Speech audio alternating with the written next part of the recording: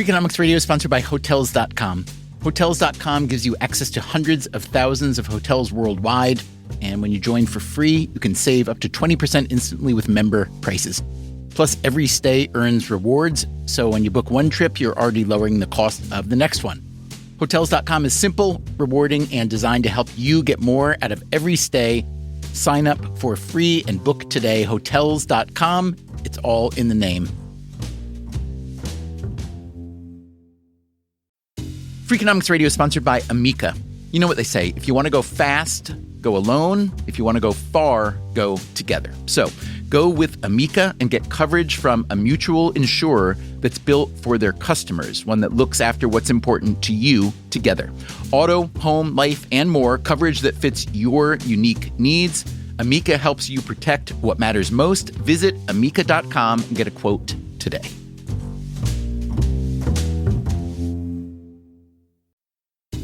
Freakonomics Radio is sponsored by Mint Mobile. Ditch overpriced wireless with Mint Mobile. Cut your wireless bill to $15 a month at mintmobile.com/freak. Upfront payment of $45 for 3 months, $90 for 6 months, or $180 for 12 months. Plan required, $15 per month equivalent. Taxes and fees extra, initial plan term only. Greater than 50 gigabytes may slow when network is busy, includes up to 20 gigabytes hotspot. Capable device required. Availability, speed, and coverage varies. See mintmobile.com.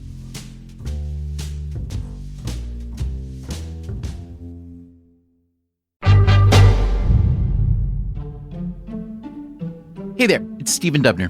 For the past century, one small state, Delaware, has led the nation as the place where new businesses go to incorporate. Roughly 2/3 of Fortune 500 companies are registered in Delaware. We thought this was worth looking into, so a couple years ago, we published an episode called Why Does One Tiny State Set the Rules for Everyone? But recently, Delaware seems to be losing its grip. In 2024, a Delaware court invalidated a $56 billion compensation package for Tesla CEO Elon Musk. So he relocated Tesla's legal incorporation to Texas, along with another of his companies, SpaceX. And several other big firms have recently left Delaware, including Dropbox, TripAdvisor, and most recently, Andreessen Horowitz, the biggest venture capital firm in the world. 3 Andreessen Horowitz executives just published a post titled, "We are leaving Delaware, and we think you should consider leaving too." Given this growing exodus, we thought you might like to hear our original episode, so here it is. As a bonus episode, we have updated facts and figures where necessary. As always, thanks for listening. Walk me through your attraction to the Delaware story. When did that begin and how? When I was a financial reporter, all roads seemed to lead to Delaware. Elon Musk goes under the microscope in Delaware. Twitter is set to depose the Tesla CEO in Wilmington. 95% of the corporations that are incorporated in Delaware don't really do any significant business here. Evidence has been brought against Victor Boot for weapons trafficking in hotspots around the world that span Afghanistan, Colombia, Rwanda, Congo. So I had a vague understanding that Delaware was important, but not really why. And nobody else seemed to be asking that question. The truth is, most people don't ask any questions about Delaware, or even think about Delaware. It is the second smallest U.S. state by area, the 6th smallest by population. It calls itself the first state, since it was the first of the original 13 to ratify the Constitution. What else is it known for? The Delaware beaches are absolutely spectacular. We have the Grand Opera House, we have the DuPont Theater. Delaware is a little hidden gem from that perspective. Delaware is also a gem if you were looking to hide something yourself. The whole system has enabled tax dodging, money laundering, the flow of dark money into the US political system, and the trafficking of people, drugs, and arms. Delaware has established its own rules for how corporations incorporate. You can set up a Delaware company remotely on the internet without giving any verified information. For how legislators legislate. You, an elected lawmaker, have no right to make laws. Only the unelected lawyers have the right to make laws. and even for how lawyers lawyer. We're also known as a bar that operates in what I call the Delaware way. We're in the happy position where most lawyers in the country speak Delaware. Today on Freakonomics Radio, how did one tiny state come to have so much leverage? And does anyone care enough to fix it?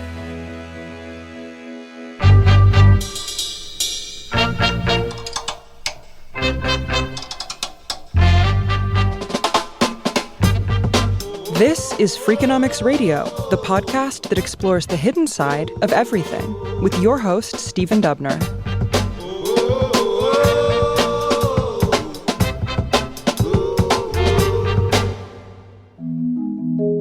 In 2022, Hal Weitzman published a book called What's the Matter with Delaware? How the first state has favored the rich, powerful, and criminal, and how it costs us all. Weitzman also has a day job at the University of Chicago. I'm the editor-in-chief of Chicago Booth Review, where we take academic research and try to make it intelligible to a non-academic audience. I also teach business communication. Before that, he worked for the Financial Times as an editor in London and as a foreign correspondent. During that time, he came to notice just how many companies, large and small, are incorporated in Delaware. Facebook, Visa, MasterCard, Verizon, Chrysler. We're all touched by Delaware all the time. Delaware is everywhere. Delaware, in fact, has more companies than people. If you look at the Fortune 500, roughly 2/3 of those companies are legally registered in Delaware, but only one of those companies, DuPont, is physically based there. So why is Delaware such an attractive legal home? What's interesting about that question is that when you ask people who know why do companies incorporate in Delaware, they typically have one response, and they're very sure that that's the real reason. So if you ask a lawyer, they'll say it's the Chancery Court because they have this special court that handles business cases. If you ask a tax fairness campaign, they might say, well, Delaware's a tax haven, that's why. And some people will say it's because it's so easy to set up companies there. So Stephen, you and I could set up a company in Delaware before the end of recording this podcast. I actually set one up while you were starting to talk a couple seconds ago. I was going to say we could do it while recording the podcast because we don't need to go there. We don't need to show any identification. We don't need to do anything other than pay the fees. And if we pay the right fees, we can get it done in as little as half an hour. In fact, since writing this book, I've been informed that if you call the right person, you can get it done in about 10 minutes. Did I mention they're open till midnight to process applications? What office do you know, a government office that stays open till midnight, just so they can be as business friendly as possible? Keep going. Are there other players who might give different answers? Yeah, there are. A corporate secrecy campaign will say it's because they allow corporate anonymity. They have this don't ask, don't tell policy where you can set up a company. You don't have to say who's behind it. And then there's a whole load of sort of other, which is people who don't really know why they're incorporating in Delaware. They're just told, lawyers tell them that's the place to go. Or the people who are funding them tell them, well, if you want funding from us, we're a venture capital firm, you got to set up in Delaware. We only fund Delaware companies. And so you get these single answers, and all of these single answers are valid. There is no single simple answer because there are 1.8 million companies registered in Delaware, and they range from Google, Amazon to Joe Schmo LLC. So their motivations are not going to be the same. If I had to sew all this together, Stephen, I would say that if there's one overarching theme of what makes Delaware so attractive, it's probably efficiency. I've got nothing against efficiency, but what is the cost of efficiency? That's the only question I ask. Weitzman argues there are a lot of costs to Delaware's way of doing business. That's what I call the franchise, this kind of legal, industrial complex. For starters, let's consider what Delaware's tax policy is costing other states. If you look at state corporate income tax receipts over the past 50 years, they've completely collapsed, partly because companies have used a tax dodge called the Delaware loophole, where they've funneled profits through Delaware holding companies to avoid paying tax in other states. and Delaware doesn't charge tax on so-called intangible profits, so things like trademarks and slogans. And firms have been creative in deciding what falls into that intangible profit category. Oh, yeah. So one of my favorite examples of the so-called Delaware loophole is WorldCom. If you remember, the telecoms company paid its holding company in Delaware $20 billion over just 3 years for an intangible asset, therefore avoiding tax elsewhere and not paying it in Delaware because they don't tax intangibles. WorldCom, you may recall, turned out to be one big heap of accounting fraud. In the early 2000s, the company blew up and its CEO went to prison. And the intangible asset it was paying for was management foresight. In other words, saying that the profits it was making were because its management had superior skill to all other executives, and therefore that was an intangible asset. Well, if you come up with $20 billion to shuffle off to Delaware, it does suggest superior skill of one sort, doesn't it? You got good accountants. That's what it suggests. To be fair, the accountants have a lot to work with in Delaware. Let's go back to the ease of setting up a company there. It's easier to set up a company in Delaware than to get a library card in Delaware. If you want to get a library card, you need to turn up in person. You need to show a valid ID, but you can set up a Delaware company remotely on the internet without giving any verified information. And here is Dan Nielsen. He is a professor of government at the University of Texas at Austin who studies corruption. No one's breaking the law by not demanding photo ID in Delaware because the Delaware law does not require it. So, that's the problem. And why is that a problem? Because anonymity makes it a lot easier to hide illegal activity. John Cassara is a retired agent and investigator with the U.S. Treasury Department. He spent years chasing money launderers.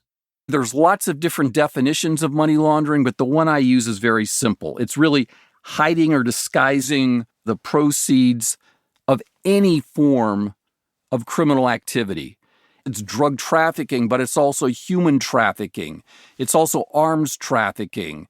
It could be the proceeds of child pornography. The way Cassara sees it, the kind of anonymity offered by Delaware makes money laundering pretty easy. To be a money launderer and to be caught, and I don't care whether it's the United States or overseas, you would have to be really, really stupid or really, really unlucky. Now, there are, of course, a lot of stupid criminals, and there are some unlucky ones, and we get them, but your odds of getting caught are slim and none. I've spent a lot of my time overseas doing training, talking about the importance of cracking down on money laundering, and I would invariably have a student or a colleague come up to me and say, "Yeah, Mr. John, I hear you, but we're conducting a money laundering investigation in my country, and it goes to your country, it goes to the state of Delaware. We can't get any information about this company. Can you help us?" There was nothing I could do, and I was just embarrassed. Now, to be fair, Cassara isn't talking about the big and mostly law-abiding corporations that register in Delaware for the legal and tax advantages. He's primarily talking about LLCs, or limited liability companies. In 2023 alone, more than 200,000 new LLCs registered in Delaware. Many of these are perfectly legitimate operations that are simply exploiting the Delaware advantages. But Delaware is also known for anonymous LLCs, some of which are shell companies. Now, what's a shell company? It's a company without an active business organization or significant assets. They're kind of hollow. And that's what frustrates criminal investigators so often, because we're following the money trail. It often comes back to the U.S. Delaware LLCs. And the problem is there's nothing there. We don't know who's actually behind the company. Let's have an example. I think a lot of people are familiar with Victor Bout, or at least the name Victor Bout. Bout is a Russian arms dealer who in 2022 was released from U.S. detention in a prisoner exchange.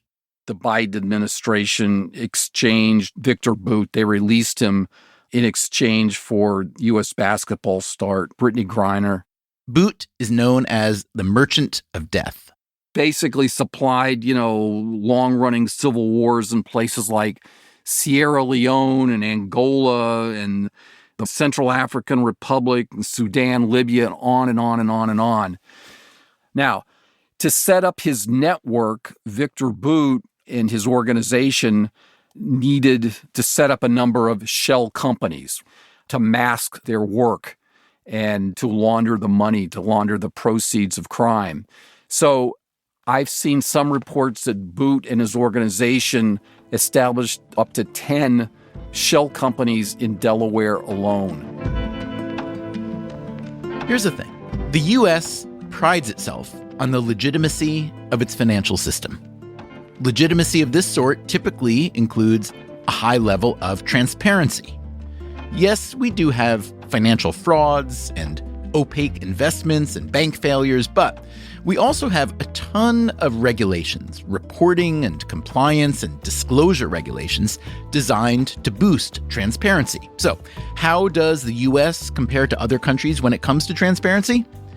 Well, that is an empirical question, and for the answer, we need to go back to Daniel Nielsen at the University of Texas. I research international development broadly with a focus on the control of corruption, which brought me to this topic of anti-money laundering. The world's foremost anti-money laundering organization is called the Financial Action Task Force. It has 39 members, including the U.S. Its mission is to set international standards to ensure national authorities can effectively go after illicit funds linked to serious crimes. These are the Financial Action Task Force recommendations. They're not laws, right? They're what we call in international relations soft law. So there's no enforcement mechanism, right? It's not like there's some global police that can bust you and put you in handcuffs and take you away to global jail. That doesn't happen. But what they do have is the ability to set expectations. And there's lots of international standards. They're voluminous. One of the main ones we focused on is that you need to know who controls the companies that move that money. Who is ultimately in charge of that company and that bank account? This is called the beneficial owner. And in order to make sure you can track that person, international standards require that you get photo ID of the beneficial owner.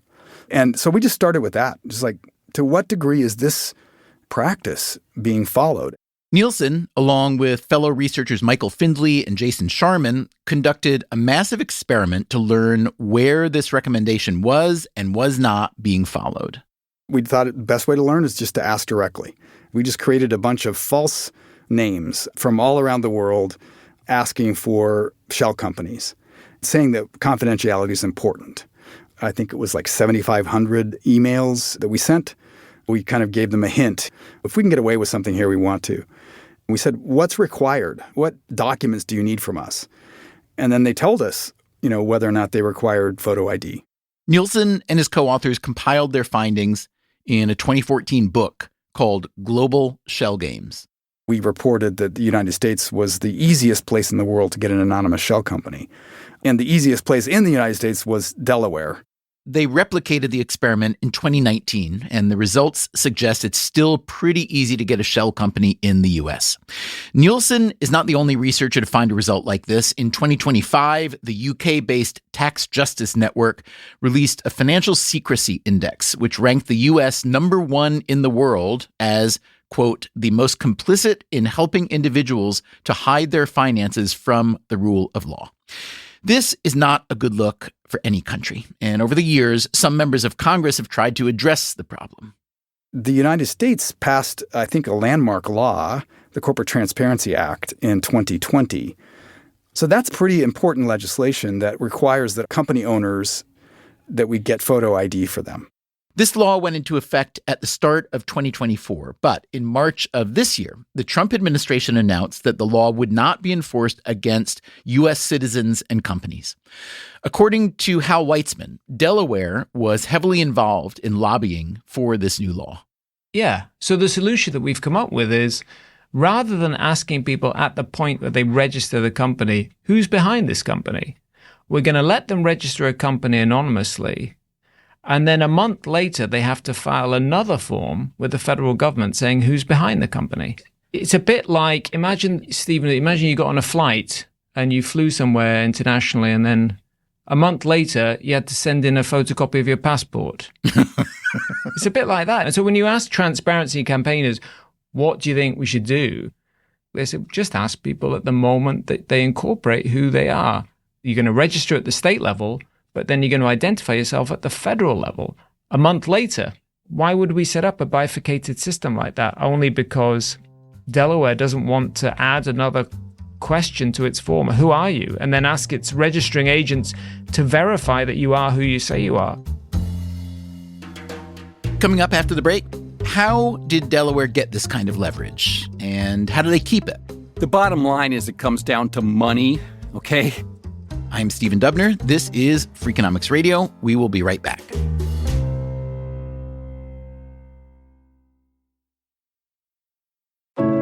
At Edward Jones, we believe rich is more than caring about the latest and greatest. It's also taking care of what gives your life meaning.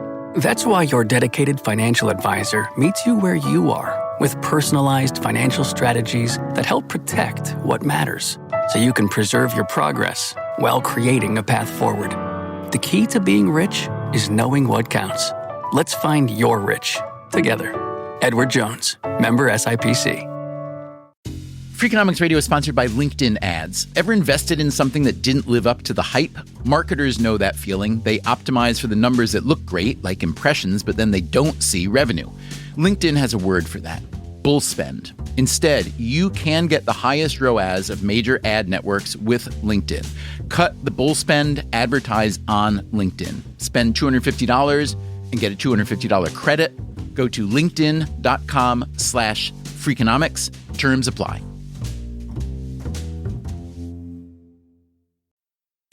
Freakonomics Radio is sponsored by PNC Bank. Boring. Great word, bad rep. Yet time and time again here at Freakonomics, we find that when something culture-changing happens, boring things like calculations and careful planning are usually behind it.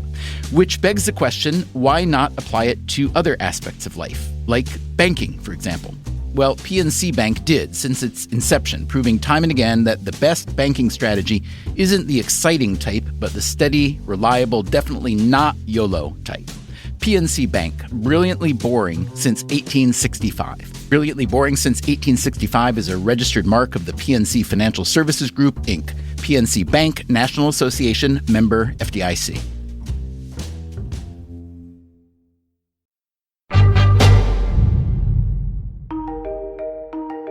Okay, from what we've learned so far, the Delaware franchise, what Hal Weitzman calls the state's legal industrial complex, is valuable to legitimate corporations looking to profit maximize and to illegitimate players looking to dodge the law. But let's be honest, it is also incredibly valuable to Delaware itself. The legal industry is very important to Delaware's economy. That is Deneen Damon. I am a director with Richards, Leighton & Finger, which is the largest law firm in Wilmington, Delaware. Wilmington is the biggest city in Delaware, but still, it only has around 70,000 residents. That includes a lot of lawyers, many of whom Damon knows personally. The Delaware bar is very intimate. We're also known as a bar that operates in what I call the Delaware way. That means you may be with different law firms and you may compete with other law firms for some of the same business, but at the end of the day, we're all moving in the same direction. And how influential is the Delaware way? The laws in Delaware absolutely have formed the basis for some of the most monumental decisions when it comes to corporations. We are very protective of our laws. They are especially protective of what's known as the Delaware General Corporation Law. That is the statute that governs the companies that are incorporated in Delaware, which, as we've already heard, includes most big American companies. And what's involved in this protection? So there's a corporate counsel that is constantly reviewing the corporate statute, looking at how entities are used. Are there issues that have popped up through various court cases that might need to be addressed? Take, for example, the use of electronic means. When these statutes were initially drafted, everything was done on paper. If you think about where we are now, most things are done electronically over the computer. So updating the statute over time to allow for electronic signatures and the filing of documents electronically, that's what the Bar Association committees are laser focused on doing, making sure that that work is done in a very meaningful way, in a very consistent way, and also in a very timely way. As Hal Weitzman described it earlier, the Delaware franchise is an efficiency maximizer. Yeah, that's right. What it exemplifies is a kind of clubby system that is the Delaware way, heavy on backroom wheeling and dealing, scant on democratic oversight. As Weitzman sees it, the chief crop of Delaware is corporate law. It exports corporate law all over the United States and all over the world. It sets the standard. That code is written by 27 working lawyers who are part of this Corporation Law Council of the Delaware Bar. They meet in private and they issue proposed changes every year to the law. And then they present these often very technical proposals to the Delaware state legislature without any explanation, without any justification of why these changes are necessary. As I imagine the state legislators trying to assess the merits of this argument, and I've also read in your book that Delaware has the least well-educated state house in the U.S., with a pretty high share of lawmakers not holding a college degree and a very low level of lawyers in the legislature as well. I imagine this transaction as if someone brings to me the findings of a recent set of experiments about nuclear fusion and says, hey, Dubner, what do you think? Is that about what we're talking about? Yeah, I mean, they're told these are the experts, here's their proposals, and they effectively rubber stamp them. The thing that I found interesting about the process is these are working lawyers, they appear in court, they argue cases under the laws that they themselves are writing. So being in the University of Chicago, it brings to mind the work of the legendary UChicago Nobel laureate George Stigler, who introduced the idea of regulatory capture. And in regulatory capture, interest groups come to control lawmaking and regulation of their own sectors, and then the regulators sort of become lobbyists for the industries they oversee. Delaware has kind of perfected that because the lawyers don't even need to lobby the legislature to change the corporate code. They just write it themselves and it gets rubber stamped. So the system's efficient, it's effective, it's just not democratic. There's no checks and balances.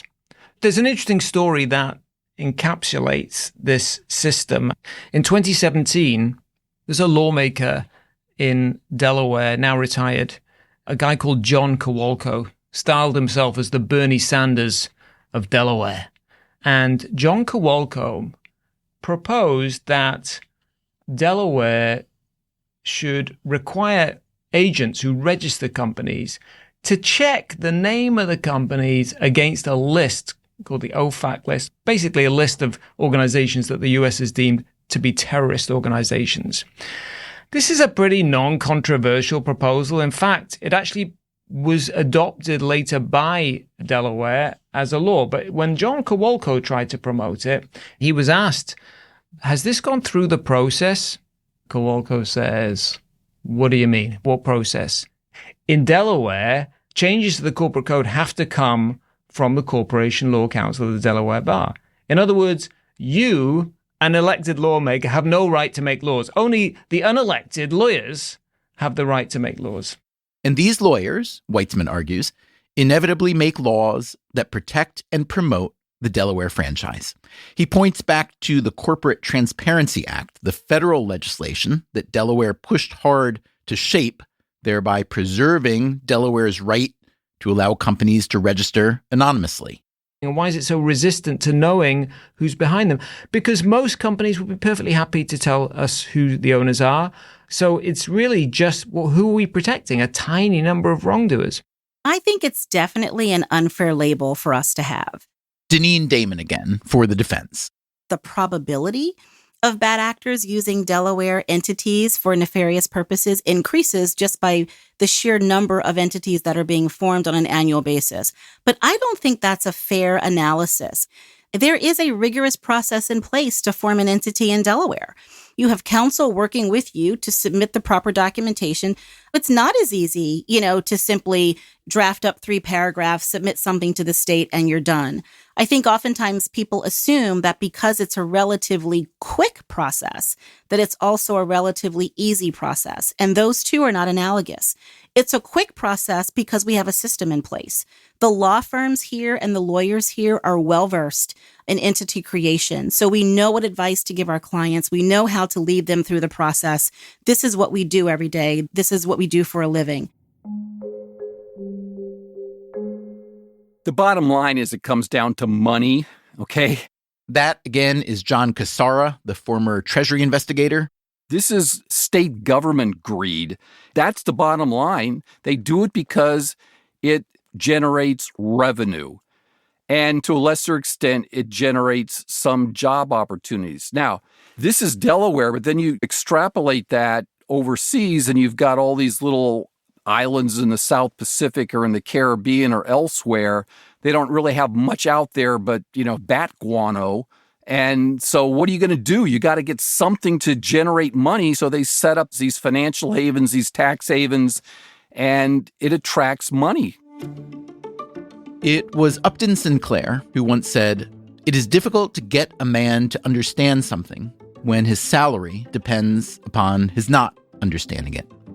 In a given year, the Delaware franchise generates roughly $2 billion for the state. For a big state like New York or California, that would be a rounding error. But for tiny Delaware, that represents about 1/3 of government revenues. That's one reason that Delaware levies no state or local sales taxes. And then there are all the jobs for lawyers, paralegals, administrative assistants, notaries, and all the other jobs supported by the money those people spend. So it's easy to see why Delaware has little incentive to impose transparency regulations or other regulations that might undercut its franchise. Especially because they're lucky to have the franchise in the first place. Here's Hal Weitzman again. Delaware didn't win this industry because it had a better business model. It won it by picking it up from New Jersey, who bowed out. This requires a brief history lesson. So in 1888, New Jersey allowed holding companies where one company owns another. And then about a decade after that, they relaxed the rules a lot on corporate structures and what they could do. So by 1911, this had attracted a lot of corporations to set up in New Jersey, and the franchise tax accounted for about 1/3 of their state revenue. That's the same share Delaware has today.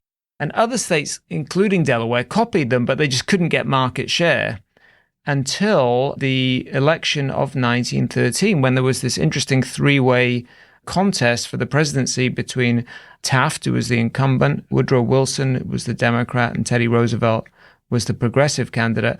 And a big issue in that election was how to regulate corporations. And Teddy Roosevelt attacked Wilson in public, saying, "You haven't reined in the companies in your own state. How are you going to do that in the United States?" He was rattled by this. And when Wilson won the election, he went home to New Jersey, fired up.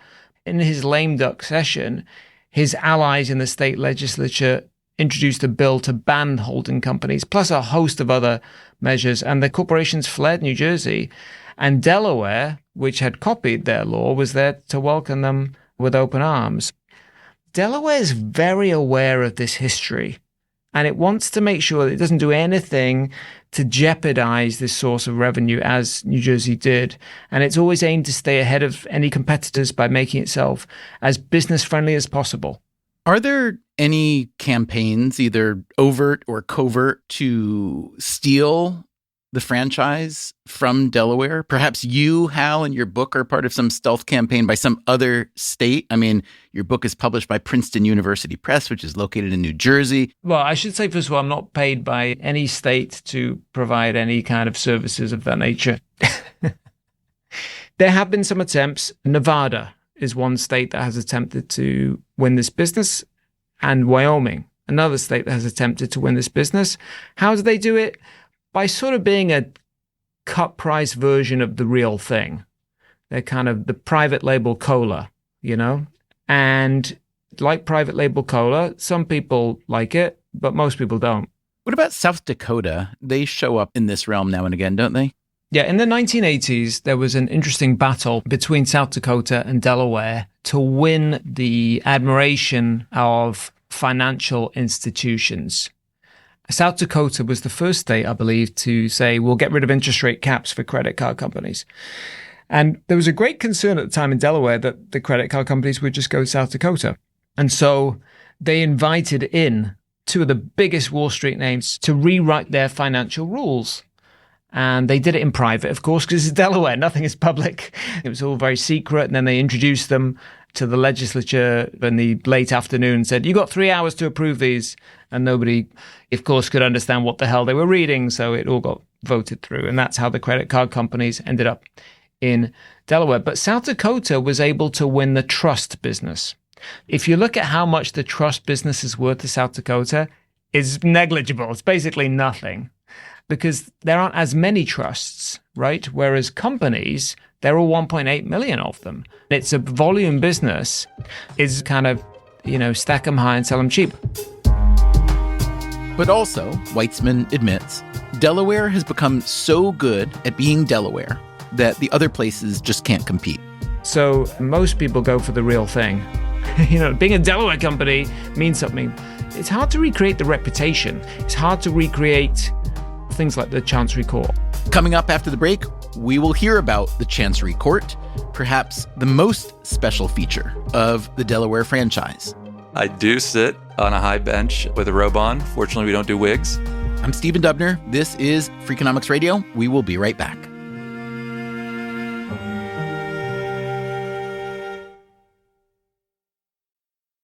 Freakonomics Radio is sponsored by Figure. Did you know that 40% of homeowners own their home outright?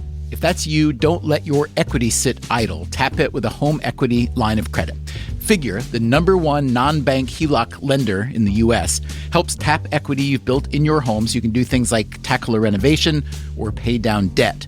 HELOC is a line of credit secured by your home. You can draw what you need, repay, and draw again. Figure offers a 100% online application. Get approved in 5 minutes and funding in as few as 5 days. It's faster than a bank loan and cheaper than a personal loan. Check your rate today without impacting your credit at figure.com/Freakonomics.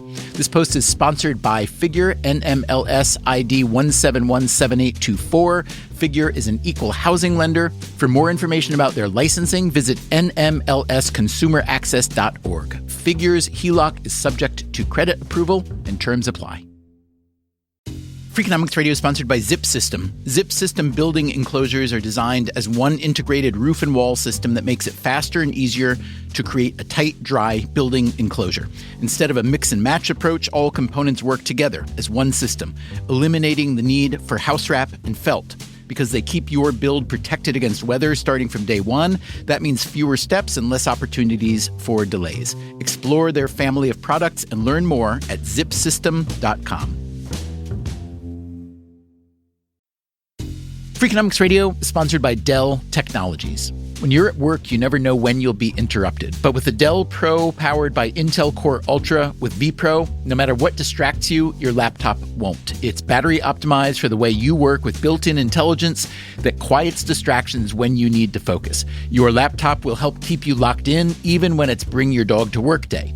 Built for those who stay in the flow, the Dell Pro, built for you. Dell.com/Dell-Pro.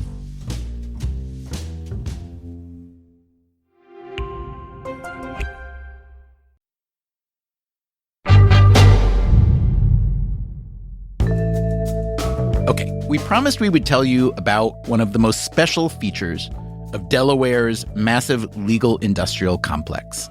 My name is Travis Laster, and I'm here today because I'm a member of the Delaware Court of Chancery. And what is the Court of Chancery? Well, there's a short answer and a long answer. The short answer is we are one of the 3 constitutional courts of Delaware. We are best known as perhaps the nation's preeminent venue for deciding business disputes. The longer answer is that we're a court of equity, and I'd be happy to spell that out if you want to hear the long story. Let's hear the medium story. Sure. So a court of equity is an artifact of really the Middle Ages legal system in Britain. If you think back to the 1300s, the reign of King Edward, the legal system in England had gotten very, very formal and fixed. They would only let you file a case if you could fill out a form called a writ and fill in the blanks precisely. If you were a wealthy member of the nobility, you had another recourse, and that was that you could go to the king. And the king had something better than the courts. He had soldiers. So he could send out his soldiers, and regardless of what the court said, his soldiers could either make you do something or they could make you stop doing something. So what happened was privileged people would access the king, and the king got tired of hearing these petitions. But our kings in England had a right-hand man, and he was the chancellor. And so starting in King Edward's time, he would refer these petitions to the chancellor, and the chancellor would make decisions about what to do with them. And so over time, what grew up was this separate system in England where there was a court of chancery headed by the chancellor and eventually vice-chancellors existing beside the court of law. And when the colonies were established, that system came over here. Now let's fast forward. Most places in this country today do not have a separate court of chancery. There are only 3 states that have a separate court of chancery: Delaware, Tennessee, and Mississippi. In most places, they said, why do we need 2 court systems? We're going to combine them. So why did it persist in Delaware? It persisted in Delaware because part of the traditional jurisdiction of the Court of Chancery is over fiduciary relationships. And fiduciary relationships include trustees, guardians, and similar relationships like directors of a corporation. So that is the entry point for business jurisdiction in the Court of Chancery. And that's the entry point for Delaware being a special place and the court being a special place for hearing business disputes. One thing that makes the Court of Chancery especially special is there are no juries. If your case is assigned to me, I'm it. I'm both the ruler on the law and the finder of the facts. And part of what our court is known for is putting out detailed opinions that not only resolve the case at hand, but also give people guidance for how to deal with the next situation. The other thing that I think people like about it is there's a know your jurist factor. So there are 10 members of the court. All of us are, for better or for worse, very well known, particularly the Delaware practitioners. And part of the value you bring as a Delaware lawyer is to be able to, in effect, psychoanalyze your judge and be able to predict what they will do in particular situations. I know people are out there psychoanalyzing me in terms of every case. And what would such an analysis come up with? They're going to say that Laster doesn't have patience for people who make extreme arguments or things that just sound good, but you don't test them. They're also going to tell you to be completely transparent. Part of what we're trying to offer is high integrity, and part of high integrity is high transparency, and that extends to the litigants as well. So, what does Judge Laster say about Delaware's reputation as a haven for anonymous LLCs and shell companies and money launderers? No one wants Delaware corporations or alternative entities being used for money laundering or criminal activity. If you made me U.S. king for a day, I would require across the board some level of disclosure for all jurisdictions. What I think you have there is a first mover problem. This is one of those places where if Delaware starts requiring disclosure and nobody else is requiring disclosure, then that's a place where we could conceivably suffer harm to the franchise. And Delaware, as we have already noted, is not interested in suffering harm to its franchise. Does this mean the franchise itself is, to some degree, corrupt? A lot of people would say yes, to some degree. And what about the Court of Chancery?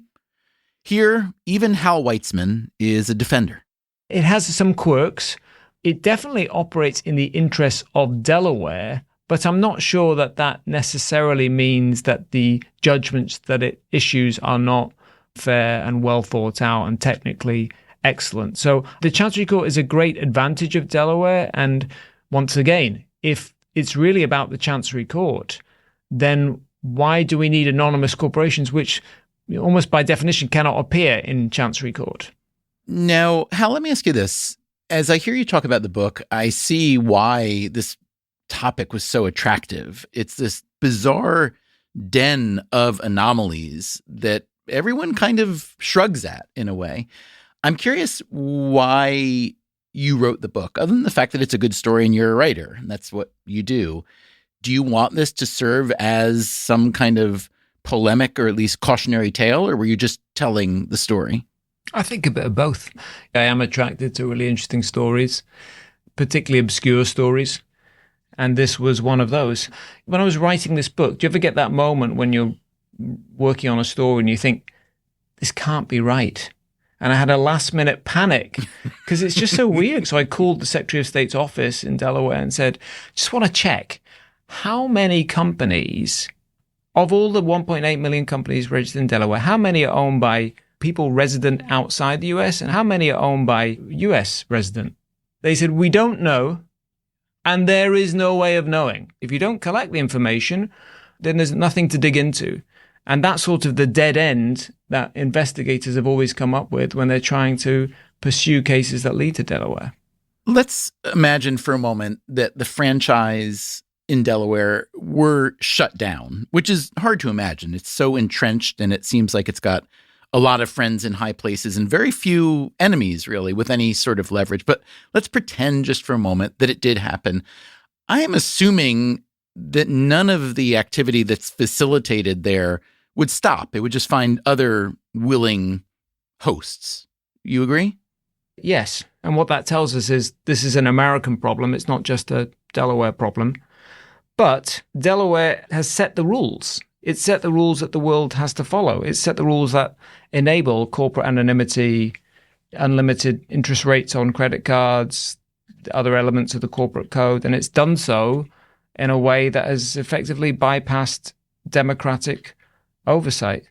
Now, if I recall correctly, there was a longtime U.S. senator from Delaware named Joe Biden, who then became president of the United States. What was his position on the Delaware franchise, as you call it? How much did he defend it, and how did he benefit from it?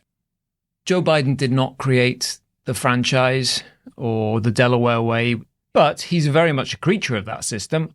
In terms of his style, he's known for his belief in bipartisanship, his deal-making. That's very much a Delawarean type way of approaching politics. In terms of his funding, throughout his 36 years in the Senate, his main donors were all big law firms that benefit from the system. And then in terms of his voting record, he led the efforts to tighten bankruptcy rules because of the credit card companies that are based in Delaware and their interests. States tried to put caps on how much interest credit card companies could charge. But the credit card companies, the big ones, are registered in Delaware. And because they're registered in Delaware, they were subject to Delaware law. And what is the cap that Delaware law established for credit cards? No cap. So if I am a credit card company and I register in Delaware, could I charge 300% interest? I don't think there's anything legally stopping you from doing that. So here's something that Elizabeth Warren wrote about Joe Biden in 2002. His energetic work on behalf of the credit card companies has earned him the affection of the banking industry and protected him from any well-funded challengers for his Senate seat. Does that seem like a fair assessment, or do you think that's overstating it? He certainly was a strong defender of the interests of credit card companies on Capitol Hill. You remember there was a lender called MBNA. They were the ones who came up with all the loyalty cards. So if you wanted to have a Chicago Bears credit card or a University of Chicago credit card, it would be issued by MBNA, Arnold Schwarzenegger credit card, whatever you wanted. So MBNA was a huge operator in Delaware. And at one time, Biden was teased. They teased him by saying he was the senator from MBNA, and he reacted very badly and said, I'm not the senator from MBNA. It obviously rattled him, and I think it rattled him because there was something to that. If you could sit down with Joe Biden and do a postscript to this book. He is, after all, the president of the United States. He is, after all, from the state that is the focus of this book, which has a lot of critical elements. What are the first few questions you'd want to ask him? Are you an American citizen? I'm not. Okay, so they can't even take that away from you. You're free to say anything. Well, I've got a green card, so hang on a second. I bet I could get you a green card in Delaware in like 5 minutes. So That's right. So I think he would say that the reason that it's in Delaware, this is the location of the experts. Like, we have built-in expertise. Illinois, you grow corn. This is what we do. So this goes back to David Ricardo. This is what places do. Specialization. Exactly. Yeah. You make wool. I make textiles. Somebody else has salt. Yeah. We launder money. That's what we do. No, I'm just kidding. What we do is provide excellent legal expertise to companies around the world. You know what? They're not wrong. I don't have any beef with that particular aspect of what they do. It's not like I want to shut down the Chancery Court. It definitely has its place in corporate America. And there's no doubt that the expertise is there. I just think that the way that the experts are just given free rein is not democratic and it's not transparent. One of the hard things about writing this book is nothing is broken. Now, I don't really want to break it. I just want to, let a little bit of sunlight in. That was Hal Weitzman, author of What's the Matter with Delaware? How the First State Has Favored the Rich, Powerful, and Criminal, and How It Costs Us All. And that's it for today's episode. I'd love to know what you thought of it or any of our episodes. Our email is radio@freakonomics.com, or you can leave a review on any podcast app. We will be back very soon with a new episode. Until then, take care of yourself. And if you can, someone else too. Freakonomics Radio is produced by Stitcher and Renbud Radio. This episode was produced by Ryan Kelly and updated by Dalvin Abuaji. It was mixed by Jasmine Klinger. The Freakonomics Radio Network staff also includes Alina Kuhlman, Augusta Chapman, Eleanor Osborne, Ellen Frankman, Elsa Hernandez, Gabriel Roth, Greg Rippin, Jeremy Johnston, Morgan Levy, Sarah Lilly, Teo Jacobs, and Zach Lipinski. You can find our entire archive on any podcast app, also at Freakonomics.com, where we publish transcripts and show notes. Our theme song is Mr. Fortune by the Hitchhikers, and our composer is Luis Guerra. As always, thank you for listening.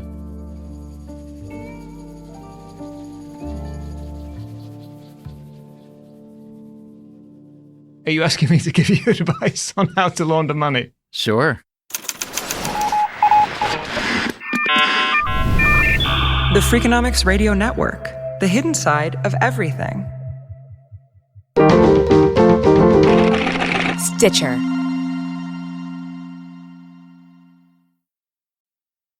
Freakonomics Radio is sponsored by Ozempic. Innovation happens through rethinking what's possible, and when it comes to GLP-1s, Ozempic pill does just that. Learn more about Ozempic semaglutide tablets, 4 and 9 milligrams, by calling 1-833-OZEMPIC or visit Ozempic.com to view the medication guide and ask your doctor what's possible with FDA-approved Ozempic pill.